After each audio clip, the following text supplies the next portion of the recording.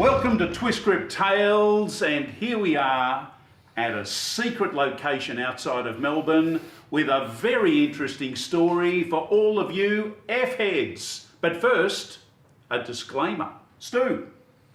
Hi. Welcome. Hi everyone, how are you today?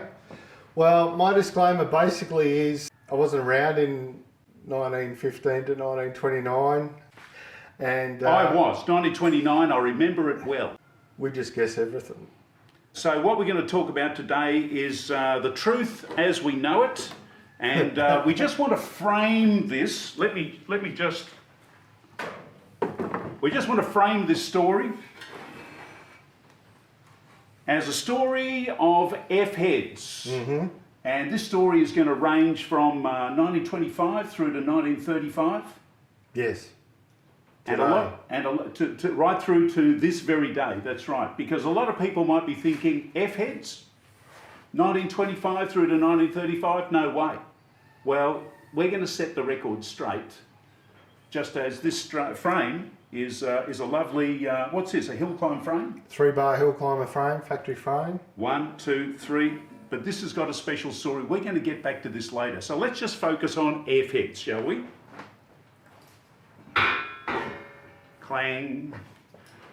All right, so 1925, Stu, tell us a story about FHADs. Well, they brought out a 2-cam engine, indirect action 2-cam engine, where the lifter follower didn't act directly on the camshaft. Ideal with the direct action, which came out in 1925. A lot of the time they had some leftover cases that they remanufactured to take the lifter blocks. Some of the 23 and 24 indirect actions were returned to the factory and remanufactured to take the direct action lifter blocks where the roller follower actually ran on the cam. I'm assuming that they were called 2 cams, not twin cams. The twin cams are new ones and they have twin cams, but this one seems to have the ugly duckling cam and the good looking cam there, so 2 different cams acting, opposing each other, one for the rear cylinder and one for the front cylinder, Bruce. There we go. Now, you might be saying to yourself, oh my gosh, these look like very good condition pieces of equipment, and let me tell you right now that everything you're going to see today is 2020 technology. This is brand spanking new. This is not 1925, 1935. So don't think this is Harley Davidson. No, this is not. This is made in Australia. It might resemble something. Yes. But very closely. And it might fit something. It might fit something. Also very close, exactly. And the material that this is made of is far superior. So these are basically made from 4140. They're nitrided. They were roughed out at Colgen in Preston, and beautiful, beautiful work. These are all one piece, the cams, so the cogs and the lobes and the actual cam itself are very intricate, very difficult to make with the hardening process for the lobes and the gears itself. After they were roughed out, they were handed over to Clive Cams, and he put a nice race profile on them, similar to the FH racing engines of the 20s and early 30s, as Bruce was discussing before. Once they were done, they were nitrided, so basically they run a similar cam to a NASCAR cam, 4140 steel cam, that's then nitrided. The wheels that we run in our lifter follower are roller cam followers. And what sort of bearings inside there? So is that a bush or has it got needles or balls or big balls, little balls? No balls. No balls. Bushing. No balls, no needles. So basically, I was tossing up running a needle in there, but if one needle collapsed, then the whole thing collapses like a house of cards. and not being direct fed lubrication and being splashed, we decided to go with old school. So basically there's an axle in there, and then there's an inner bearing, and then an outer wheel. So there's a wheel within a wheel that runs in there. It runs about half a thou clearance on there, very tight tolerances, but extremely difficult to make because the axle is hardened and ground, and then the internal wheel is hardened and ground on the inside and the outside, and then of course the external wheel is ground on the inside and outside as well. So very difficult piece of kit to make, really. But because of the way that it's hardened and ground, what sort of life tenure would you expect to get from that, Stu? Oh, long time. Long time. Another official. Another 100 years? I don't know. A lifetime guarantee from Stu. No. It's a racing engine, Bruce. It's built on the limits, man. It's out there, Jerry. These engines are made fast to go fast. Correct. And Correct. made with care. So, and of course, with modern oils inside these engines, although we've still got the old mist feed and the pressure feed for these engines only goes to the Drip. Yeah, to the main bearings. So there's no pressure. Oil pump comes in, drip feeds into the timing chest, and then goes into our bush here, bronze bush, and basically spins around, mist feed to the needle rollers on the drive side and the main bearings in the connecting rods. And this is where the folklore and the practice of old is to warm up your engine. Why do you have to warm up your engine? In the old days, you had oil, it was like molasses, and you had to get it into the engine and lubricate around. Today, with modern oils, it flows around a bit better, but you still got to warm that engine up. And if it ain't blowing smoke, Bruce, it's going to blow up. It's out of oil. Yes, I think that was an old adage for Triumph motorcycles. They said, how do you know if you've run out of oil? When it stops dripping out underneath the bike. So I'm sure that's not true of modern Triumph motorcycles, but these are times of long gone. Now, the important part of this story, Stu, is that you're talking about FHADs that go past 1929 with the inception of C-Class racing in the US, where I believe you're telling me that FHADs were banned in the US. How could that be? That's un-American. Banning FHADs in the state of, in the US of A. Too fast, mate. Too fast. Too fast. Too fast. That's why I don't like flatheads. No, I do. They're all right. But they're no FHAD, Bruce. There you go. So what did the FHAD have that the early side valves never had? Other than style, sophistication, elegance. And good looks. And good looks. They had a thing that Harry Ricardo invented over there on the other side of the Atlantic, and that was a thing called Squish. Squish. Modern combustion chamber. Gotta love your squish. And Gotta nothing... love Sir Harry. That's right. Nothing squishes quite like an FHAD. Correct.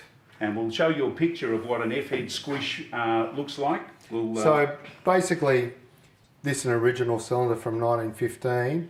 And no squish, open chamber, combustion chamber, and then Harry Ricardo actually developed a squish where the top of the cylinder was flat, and then it had a port over to the what I call pre-combustion area, and this is a piston from an FHAD that we make, and it has a lot of squish. So now, if you read the history of Harry Ricardo, he will tell you in no uncertain terms that while he invented the squish head, and he had his Ricardo Triumph, which was the first flying racing test bed for squish head technology, he will tell you in no uncertain terms in his book that the Americans borrowed his technology, and he didn't get a legal settlement to that to his law case against many American manufacturers, 4 wheels and 2 wheels, until after World War II. So, but that's a discussion for another day. The bottom line is... It could be a heated discussion, Bruce, because he He was paid by Harley to develop these cylinders for the Ricardo ones. In the later WLDR and WR cylinders, okay, I don't know when he was doing his head development there or whether they just took over from that. So we don't know. We'll have a discussion on We weren't another there? day. No, we weren't there. We weren't there, Bruce. All we've got is Harry's word for it. Anyway, that lawsuit against certainly the four-wheel manufacturers wasn't settled until after World War II. The important thing is that Squish makes engines go fast. Correct. And the FHAD went fast. In fact, too fast, so fast in fact that they were banned in the USA in racing in 1929. But that's not where the story ends for FHADs. Tell us a little bit more, Stu. So basically, Bruce, what happened was they stopped racing in the States but continued racing in Europe. They had a number of 8-valve bikes. They had a number of road racer bikes. That's the European road racing frame there that you can see both sides of out the front of the Harley factory. In about 1927, I think that photo was taken. They seem to take a lot of those style of photos in 27 because Dave Reedy's bike, the 8-valve racer, FHA, is a 1927, and they also took photos that were in American Racer. Now, so Stu, the 8-valve bike, that's an overhead valve, 8-valve bike. Yes. All right. So this is the FHAD, the F for fast. F for fast. And although this FHAD style of, would you call this a production racer? Yes.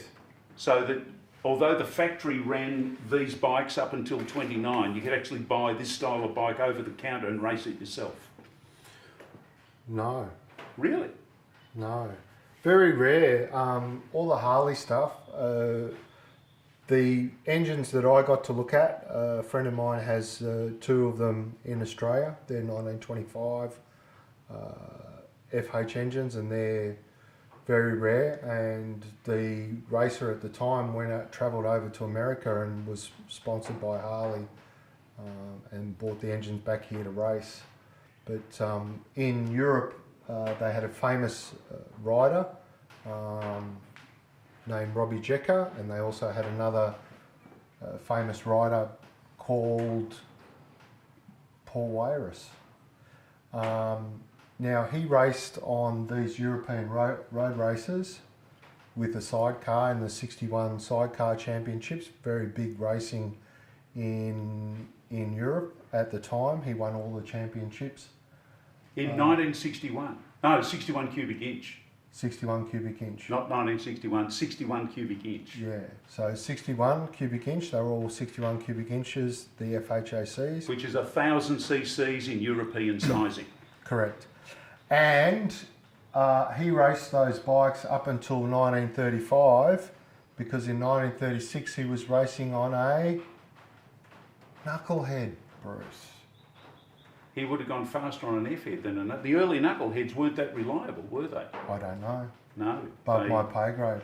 There you go. I just stopped, Bruce. There So I don't get too much information in my head. Now, they did a lot of development. They had twin gas tanks and an oil tank underneath the seat in their racing bikes, because they were running alcohol carburetors and the slimline gas tanks. As you can see there, the rockers are a bit more exposed, and they also ran a Y manifold on the later, I'll put a picture in there, but on the later FHAD Ricardo cylinders actually ran a Y manifold instead of the manifold coming in directly like that. It was actually on a Y. So these are essentially, while America wasn't producing FHADs for local consumption, No? they were producing a few FHADs for European racing. Yes? And these low compression engines, what were they running? Around about, 6, 7 to 1? Yeah, with the squish. So factory engines anywhere between 4 and 5 to 1, but these were up around the 6 to 7 to 1. Obviously, they would get more compression out of the longer stroke 80-inch hill climbers and the that squish went heads, yeah. in those frames that you see there. And they're running alcohol on them as well. Yep. Keep them nice and cool. Ethel, where's the methyl? That's it. There we go. So, so for those of you wondering, when did the FHAD era finish? Well, the answer is yet to come. The bottom line is FHADs have not finished. They are keeping on. But from a factory production point of view, not until 1935. And I think we might wrap it up here about FHADs, but there's more FHAD stuff to come. So thank you very much, Stu. Thank you, young Bruce. There we go. So keep watching, keep liking, and don't forget to subscribe, where we've got some Click all the buttons. That's right, click all the buttons. All the buttons. And what we might mention, Harley Davidson, we're actually talking about stuff that's made in Australia. Thank you for watching. See you next time. Thank you.